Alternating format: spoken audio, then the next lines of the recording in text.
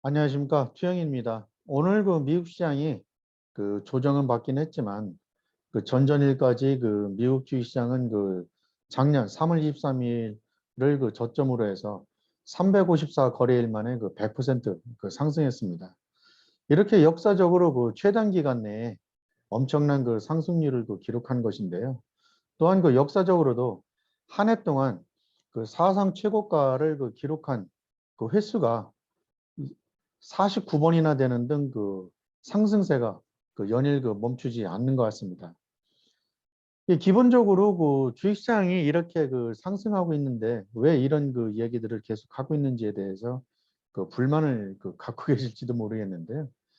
지나친 기울 수도 있겠습니다. 그냥 시장 흐름에 맡겨놓고 그냥 흐름대로 쫓아가는 것도 하나의 방법이 될 수도 있는데, 또한 장기적으로 미국 시장은 우상향하기 때문에 그리 걱정할 필요도 없는 것 같은데, 계속 이제 이런 문제점들을 제기하고 있는 이유는 제가 이제 걱정하고 있는 부분들은 많은 투자자분들이 기본적으로 레버리지를 많이 일으켜서 위험자산에 투자를 했기 때문에 단기적으로 어떤 샥이 왔을 때 이로 인한 피해가 매우 크지 않을까 하는 우려감에서 계속해서 제가 워닝 사인을 보내고 있습니다.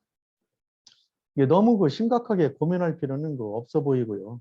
상승세가 이제 진행되는 과정에서 의미 있는 하락세가 나타나기 전까지는 더욱더 고민할 필요는 없는 것 같습니다. 그렇지만 제 경험상 늘 시장에서 낙관론이 팽배할 때 한 번쯤은 현재 시장 환경을 점검을 해보고 실질적으로 점검해본 요인들이 현재의 흐름과 부합되는지를 점검해 보면서 체크하면서 시장을 바라보면 기본적으로 향후에 어떤 불가피한 시장 흐름이 나타났을 때 대비하는데 큰 무리는 없을 거로 생각을 하기 때문에 계속 이런 말씀을 드리고 있습니다. 때마침 JP모건에서 현재의 주식시장을 둘러싼 낙관론 근거, 불 케이스, 그리고 이제 비관적인 근거, 베어 케이스, 그리고 이제 리스크 요인들을 점검하는 그런 보고서를 발표한 바가 있습니다. 그림에서 보시는 것처럼 불 케이스에는 어닝스 모멘텀, 그리고 자사주 매입, 그리고 개선된 코로나 환경, 보다 많은 경기 부양책, 중국 경제 성장 추진, 촉진, 그리고 개선된 노동 환경. 그러니까 비관적인 근거로는 코로나 확진자 수가 변이 바이러스로 해서 확대될 우려감, 그리고 비대면 수업에 따른 노동시장 위축, 그리고 연준의 정책 미스, 그리고 중국의 코로나 확진자 제로 정책에 따른 글로벌 성장 위협, 그리고 미국 정부의 셧다운 문제 등을 제기를 하고 있습니다. 리스크 팩터로는 아프가니스탄과 같은 지정학적인 문제, 그리고 미국 소비 지출이 예상치를 벗어날 가능성이 높다라는 거, 그리고 금리가 상승하고 미달러와 가치가 하락할 것이라는 우려감, 그리고 파이낸셜 컨디션이 악화될 가능성, 이렇게 정리를 했습니다.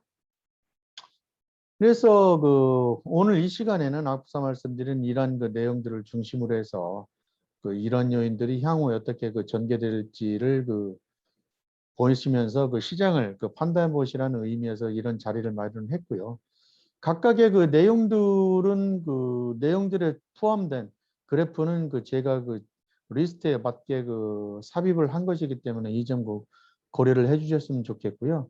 그리고 내용 또한 좀 더 첨부한 내용이기 때문에 이것도 정확히 JP모건의 생각과 일치하지 않을 수 있다는 점도 고려해 주시면 되겠습니다. 사실 대부분 대형 투자은행들이 작년 3월 23일 이후에 미국 주식시장이 이렇게 큰 폭으로 상승할 것이라고 예상한 투자은행들은 거의 없었습니다. 그래서 최근에는 올해 이후에 많은 은행들이 이런 반성문 아닌 반성문을 쓰고 있는데요. 사실 오늘 이런 JP모건의 보고서도 이미 그 전에 수차례 목표 주가를 상향 조정은 하긴 했지만 이런 리스트를 만든 것도 그러한 요인들의 한 가지로 볼 수 있겠습니다. 그래서 먼저 JP모건에서는 앞서 말씀드린 대로 낙관론적인 근거 6가지, 비관론적인 근거 5가지, 리스크 팩터 4가지를 만들었는데요. 화면을 보시면서 이제 그 말씀을 드리겠습니다. 먼저 그 낙관론적인 근거를 말씀드리겠습니다. 첫 번째로는 그 EPS 모멘텀이 가속화되고 있다라는 건데요. JP모건의 그 수석 투자 전략가는 2021년에 EPS가 205달러, 2022년에 230달러, 그 2023년에 250달러로 상향 조정을 했습니다. 이 그래프에 있는 것은 그 팩스에서 그 나온 EPS 컨센서스인데요. 이 EPS 컨센서스보다 상당히 그 높다라는 것을 알 수 있겠습니다.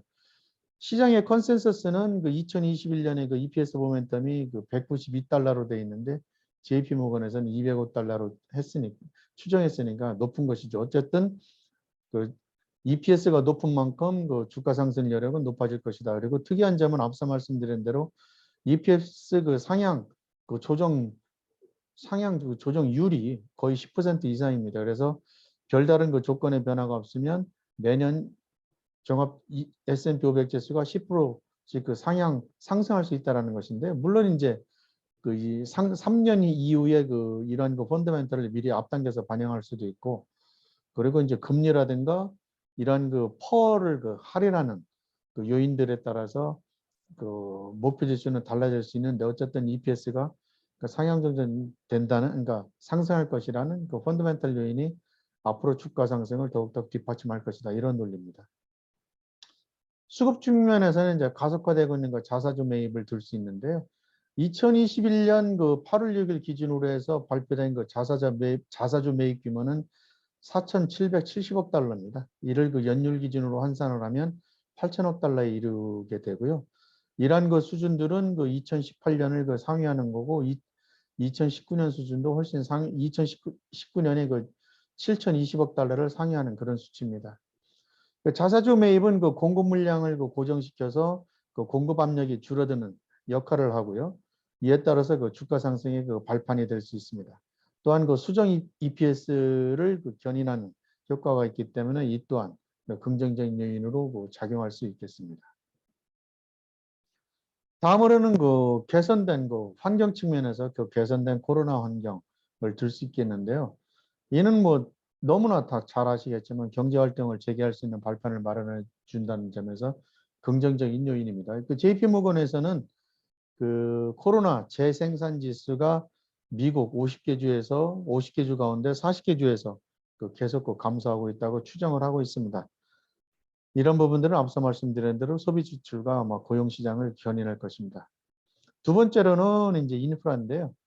현재 그 바이든 대통령이 제시한 그 제안한 1조 달러 규모의 인프라 투자 계획안이 상원을 통과했기 때문에 이에 대한 그 기대감 더욱 높아질 것으로 보입니다. 그래서 JP모건에서는 최대 4조 달러까지 추가 부양책이 논의될 것이다. 인프라에 2조 3천억 달러, 그리고 가족 계획에 1조 8천억 달러에서 4조까지 그 증가할 것으로 보이고 있고, 실질적으로 이제 바이든 대통령이 그 1조 인프라 투자 계획이 상원을 통과하면서 이런 부분들이 이제 시장에 기존의 그 우려감들을 그 불식시켰기 때문에 주식시장에 그 긍정적인 영향으로 작용한 것으로 보입니다. 다음으로는 그 중국 그 경제 성장 재고를 들 수 있겠습니다. 뭐 너무나 잘 아시겠지만 그 중국은 자국의 그 경제 성장을 그 견인하기 위해서 그 추가적인 통화 및 그 재정 그 정책을 그 실시하기로 했습니다. 이런 부분들은 그 인민은행이 직접 그 발표한 바 있습니다.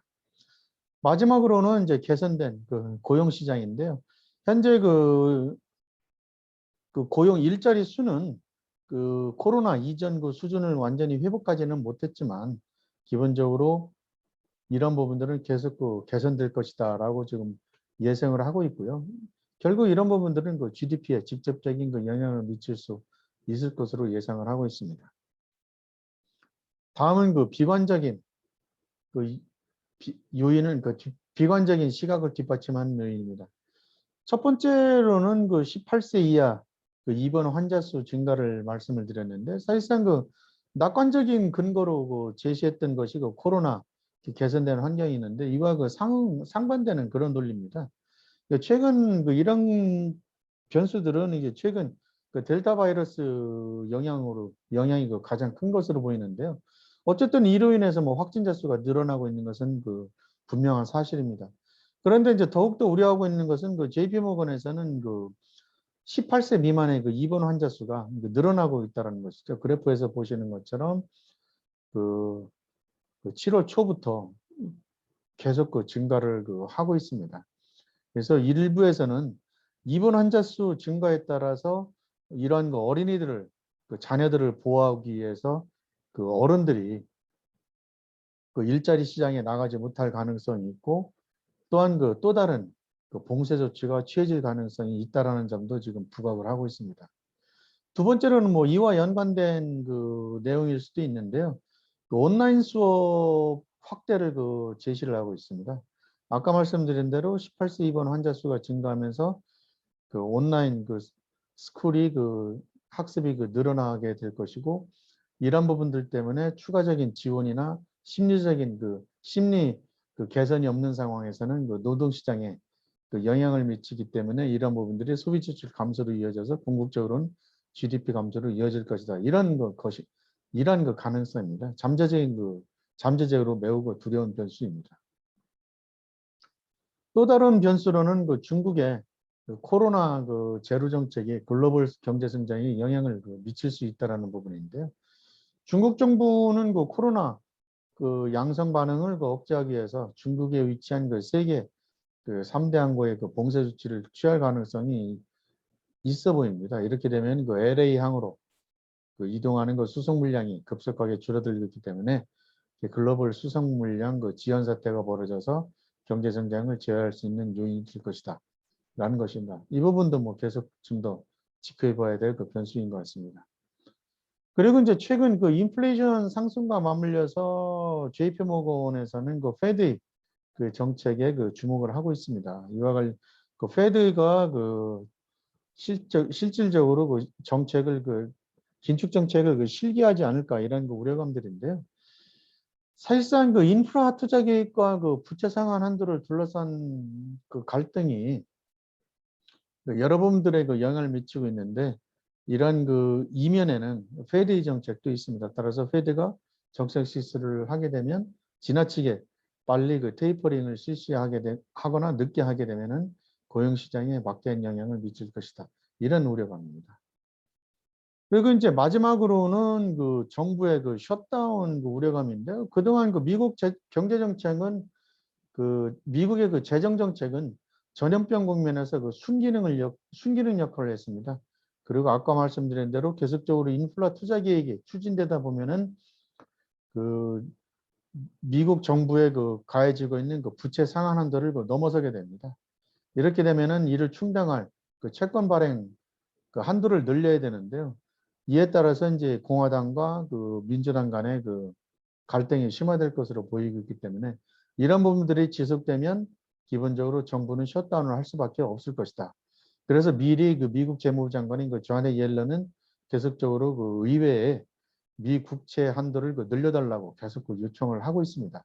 그래서 이 부분이 통과가 안 되면 셧다운이 진행될 가능성이 좀 있어 보입니다.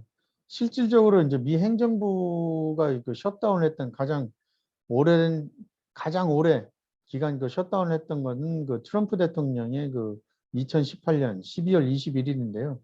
공교롭게 이때는 이런 부분들이 영향을 받아서 그런지 모르겠는데 S&P 500 지수가 2018년 12월 초부터 2018년 크리스마스 이브인 12월 24일까지 약 13% 정도 하락한 바가 있습니다. 셧다운이 상당히 많이 영향을 미쳤다고 볼 수 있겠는데 물론 이제 다른 부분들이 있을 수 있겠는데 이런 기저에는 기본적으로 셧다운이 GDP에 많은 영향을 미치기 때문입니다.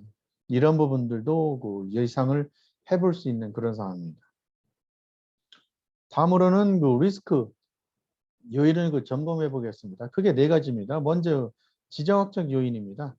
아까 말씀드렸지만 이제 아프가니스탄 문제가 이제 가장 큰 화두로 떠오르고 있는데요. 현재 이제 시작이기 때문에 어떻게 확산될지에 대해서는 아무도 모릅니다. 일부에서는 글로벌 타임즈지 같은 경우에서는 이런 아프가니스탄에서 이거 미국의 철수 정책이 기본적으로 대만까지 이어질 수 있다. 왜냐하면 아프가니스탄을 둘러싼 중국과 소련 간의 그 주도권 다툼이 이루어지게 되면은 이런 부분들이 갈등으로 이어지기 때문에 결국에는 대만 문제로까지 확대돼서 지정학적 문제가 이제 커질 수 있다. 이렇게 볼 수도 있는 겁니다. 더 지켜봐야 되겠습니다. 두 번째로는 뭐 자료에는 나타나진 않았지만 미국 소비 지출이 경제 성장을 지지하지 못할 수도 있다. 이런 부분입니다. 부양책과 저축률에 많은 관심들이 쏠려 있는 반면에 한 가지 숨어 있는 요소가 바로 이 부분입니다. 예상과 달리 소비 지출이 늘어나지 않을 수 있다라는 부분. 오늘 이제 미국 시장이 하락한 요인 중에 하나가 7월달 소매 매출이 감소했다는 부분인데요. 물론 뭐 이게 영향을 미쳤는지는 아직까지 확실치 않습니다. 그런데 이 숨겨져 있는 이면에는 어떤 것이 있냐면 지금 구매하고 지출은 나중에 하자라는 buy now, pay later라는 BNPL 현상입니다. 일종의 할부 결제 시스템인데요. 전자상거래가 발전하면서 미국 MZ 세대들이 상당히 많이 즐겨서 사용하고 있습니다. 이 BNPL 정책은 시스템은 기존의 할부 시스템과 그렇게 큰 차이는 없어 보입니다. 다시 말씀드려서 구매자가 무이자 또는 저렴한 할부 수수료로 이용을 할 수 있고요. 실물 카드가 없어도 그냥 가입만 하면 됩니다. 구매자가 쇼핑몰에서 BNPL 방식으로 물건을 구입을 하게 되면 BNPL 서비스 업체가 쇼핑몰에 판매 대금을 선지급하고 구매자들은 나중에 일정 기간 내에 나누어서 결제를 하면 됩니다. 아주 편한 시스템입니다. 그런데 이렇게 하다 보면은 기본적으로 저축이나 소비, 레버리지에 대한 부분들이 기본적으로 인식이 낮아질 수 있습니다. 그렇게 되면 우리도 어느 순간 모르게 레버리지가 쌓이게 되면 이런 부분들이 결국에는 소비 지출 방해 요인으로 작용할 수 있다. 그래서 궁극적으로 문제가 될 수 있다라는 것입니다. BNPL 이 문제는 계속적으로 관심을 갖고 지켜보셔야 될 것 같습니다. 세 번째 요인으로는 달러 그리고 금리 문제인데요. 그냥 뭐 예상입니다. 인플레로 인해서 금리가 상승하고 달러 가치가 하락할 수 있다. 이것입니다. 너무나 당연한 얘기입니다. 근데 아직 모르는데 어쨌든 리스크 요인으로 잠재적으로 남아있다. 이렇게 보시면 될 것 같고요. 마지막으로는 파이낸셜 컨디션인데 파이낸셜 컨디션이 이제 그림에서 보시는 것처럼 매우 낮은 상황입니다. 상당히 좋다라는 의미입니다. 그런데 이 부분이 올라갈 수도 있다라는 것이죠. 아까 말씀드렸지만 금리 상승이나 페드 섣부른 정책 부분들이 이런 파이낸셜 컨디션이 영향을 미칠 수 있다. 이런 내용입니다. 지금까지 살펴본 내용을 보면 낙관적 요인들은 실질적으로 보다 구체적이고 수치로 제시를 할 수 있고 현재 진행 중인 상황이기 때문에 여러분들 피부에 확 와닿을 수 있을 것으로 보입니다. 그런데 비관론이나 리스크 요인은 저도 뭐 마찬가지지만 굉장히 동떨어져 있고 현실성이 없어 보이는 것 같고 먼 미래, 개연성 이런 부분들이 이렇게 인식을 하고 있기 때문에 쉽게 와닿지 않을 것으로 보입니다. 상당히 비현실적으로 보입니다. 그런데 그래서 이제 무서운 것은 현실성이 이렇게 없어 보이는 요인들이 어느 순간 나타나게 되면 실질적으로 투자자들은 저도 마찬가지지만 미처 대비가 되지 않기 때문에 더욱더 당황이 되고 더욱더 두려울 수 있고 이로 인해서 섣부른 시장 대응을 할 수 있을 가능성이 있습니다. 따라서 투자자 여러분들이 현명하게 시장에 대처하기 위해서는 이와 같은 주요 변수들을 계속해서 모니터링 하면서 앞서 말씀드린 변수들 가운데 하나라도 현실화될 조짐이 보이면 이에 적합한 대응을 하셔야 됩니다. 물론 어렵습니다. 그리고 이러한 변수들이 일시적인 현상으로 나타날 가능성도 있습니다. 그래도 이러한 변수들을 파악하고 있어야 됩니다. 준비가 돼 있으면 크게 흔들리지 않기 때문입니다. 물론 저는 이러한 비관적인 요소들이 출현하지 않기를 바랍니다. 그래야만 여러분들이 성공적인 투자를 할 수 있을 것으로 생각을 하고 있기 때문입니다. 그래도 관심을 갖고 지켜보셔야 됩니다. 오늘도 항상 그렇듯이 여러분들의 성공 투자를 또 기원하겠습니다. 감사합니다.